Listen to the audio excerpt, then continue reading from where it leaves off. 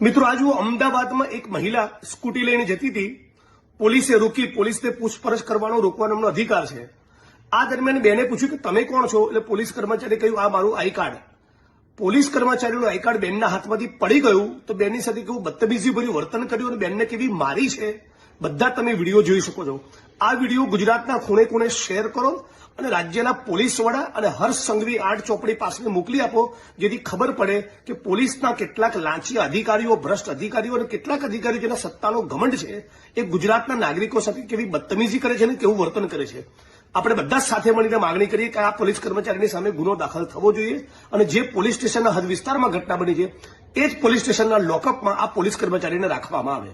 તરફ દોડે છે, બે જણ એમને પકડે છે, પણ એમનો આક્રોશ ઓછો થતો નથી મારવા માટેનો। અને પછી અમે લોકો 112 ફોન કર્યો તો પોલીસ આવે ત્યાં સુધી એમને ક્લિયર અમને કહી દીધું હતું કે પોલીસ સ્ટેશન મારા વિરુદ્ધ ફરિયાદ કોઈ લખશે નહીં, કોઈ પીએસઆઈ વીઆઈ એટલું નહીં કે મારા વિરુદ્ધ ફરિયાદ લખી શકે, પોલીસ વિરુદ્ધ ફરિયાદ ક્યારેય ના લખે।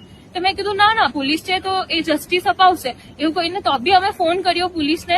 અમે અહીંયા આયા, અમે 6:30 પોણા 7 ના અહીંયા આયા છે, પણ હજી સુધી અમારી કોઈ ફરિયાદ લખાઈ નથી। પીઆઈ સાહેબ એવું કે છે, પીએસઆઈ સાહેબ બી ચોખ્ખી ના પાડી દીધી, એનો પણ વિડીયો છે, એમને ક્લિયર ના પાડી ક્રિશ્ચિયન સાહેબે કે અહીંયા હું ફરિયાદ નહીં લખી શકું પોલીસ વાળાની। અહીંયા પીઆઈ મેડમે મને એકલી બોલાવીને બી ખખડાઈ કે પોલીસ દિવસ રાત મહેનત કરતી હોય છે, તમે સમાધાન કરી લો। એમને બહુ જ ખખડાયું કે દિવસમાં એમને તમારા જેવા કેટલા લોકો મળે, ક્યારેક આવું થઈ જાય, આવું ચોખ્ખું એ બેને જોરથી લડીને પણ મને ખખડાયું। અને પછી અમે અત્યારે હારીને અહીંયા બહાર ઉભા છીએ કે અમે પોલીસ અમારી મદદ કરે।